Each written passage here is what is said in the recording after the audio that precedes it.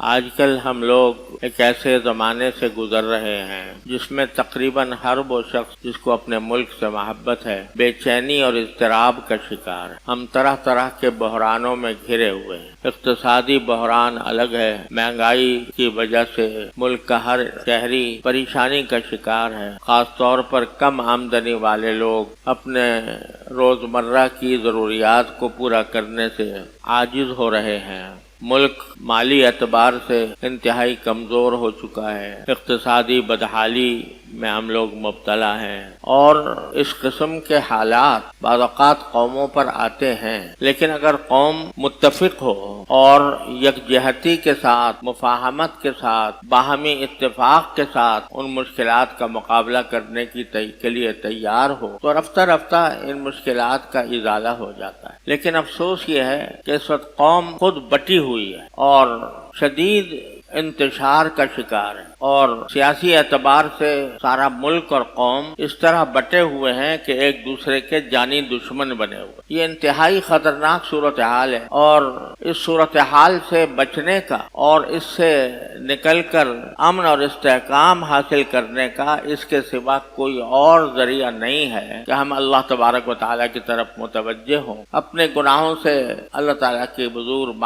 مغفرت مانگیں اور دعا کریں کہ یا اللہ اس صورتحال سے سوائے آپ کے کوئی ہمیں نہیں بچا۔ میں نے جو ابھی آیت آپ کے سامنے تلاوت کی ہے اس میں اللہ تبارک و تعالی یہ ارشاد فرماتے ہیں کہ ما اصابکم من مصیبت فبما کسبت ایدیکم، تمہیں جو کوئی مصیبت تمہارے اوپر آتی ہے تو وہ خود تمہارے اپنے اعمال کا نتیجہ ہو۔ وَيَعْفُو عَنْ كَثِيرٍ، اور بہت سی باتوں سے تو اللہ درگزر ہی فرماتے رہتے، معافی کر دیتے، یعنی تمہاری بہت سی غلطیاں ایسی ہیں یا گناہ ایسے ہیں کہ اللہ تعالیٰ خود ہی معاف فرماتے رہتے، لیکن جب تم اپنی نافرمانیوں میں حد سے گزر جاتے ہو تو پھر تمہیں بعض اوقات اس دنیا کے اندر مصیبتوں کا شکار کر دیا جاتا۔ فَلَنُذِيقَنَّهُمْ الْعَذَابِ الْأَدْنَىٰ دُونَ الْعَذَابِ الْأَكْبَرِ لَعَلَّهُمْ يَرْجِعُونَ۔ ایک اور جگہ قرآن کریم میں فرمایا کہ بعض اوقات ہم تمہیں اس دنیا میں کچھ عذاب کا مزہ چکھاتے ہیں اس بڑے عذاب سے پہلے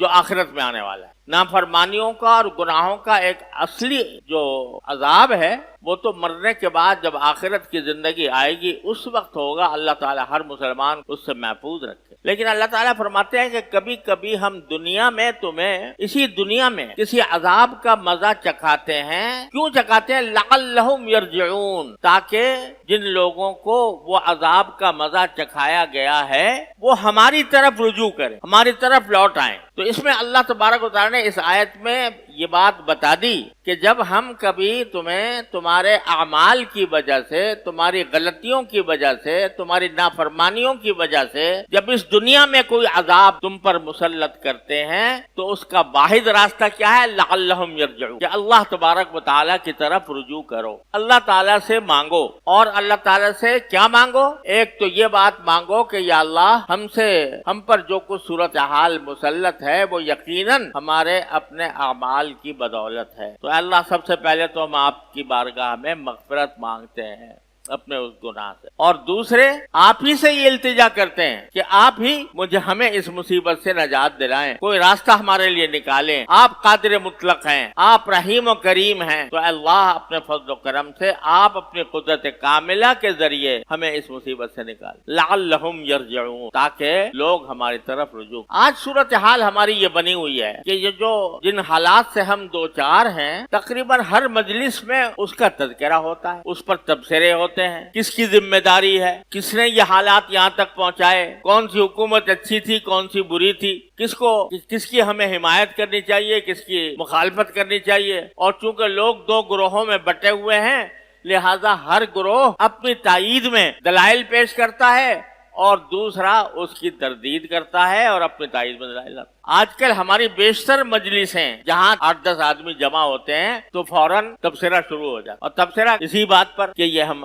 کس پر پریشانی میں آ گئے ہیں، ہماری مالی حالت خراب ہو گئی ہے، ہماری حکومت خراب ہو گئی ہے، ہمارے ادارے برباد ہو رہے ہیں، یہ ساری باتیں زبانی طور پر ہم کرتے رہتے ہیں. اس میں بحث مباحثہ بھی ہوتا ہے اور بحث مباحثے کے نتیجے میں ایک دوسرے کے اوپر حملے بھی ہوتے ہیں, زبانی ہوں یا جسمانی ہوں. یہ ساری باتیں ہو رہی ہیں اور اس کی وجہ سے قوم مزید اضطراب, مزید بے چینی کا شکار ہو رہی ہے. لیکن یہ خیال نہیں آتا کہ یہ حالات کیا خود سے پیدا ہو گئے ہیں, یا ان حالات کا حل کیا ہے کہ ہم جس کے قبضے قدرت میں سارے حالات ہیں اس کی طرف رجوع کریں. یہ فضول بحث و مباحثے کرنے کے بجائے, فضول تبصرے کرنے کے بجائے اللہ تعالیٰ سے رجوع کریں کہ یا اللہ اپنے فضل و کرم سے ہمیں ان حالات سے نکال دے. لیکن افسوس یہ ہے کہ ان برے حالات میں بھی, جبکہ ہر شخص کی زبان پر ان برے حالات کا شکوہ ہے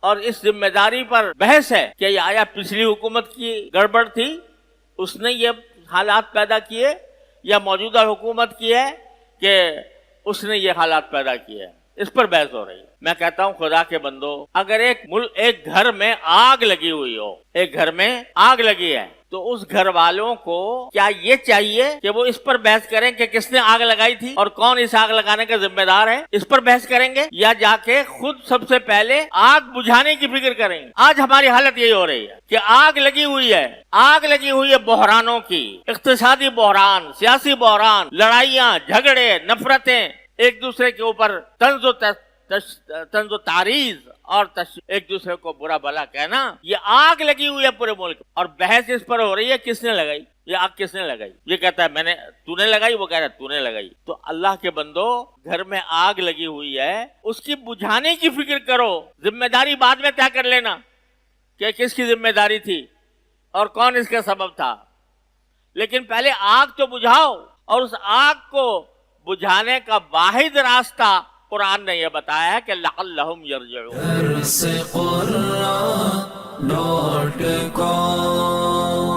www.darsequran.com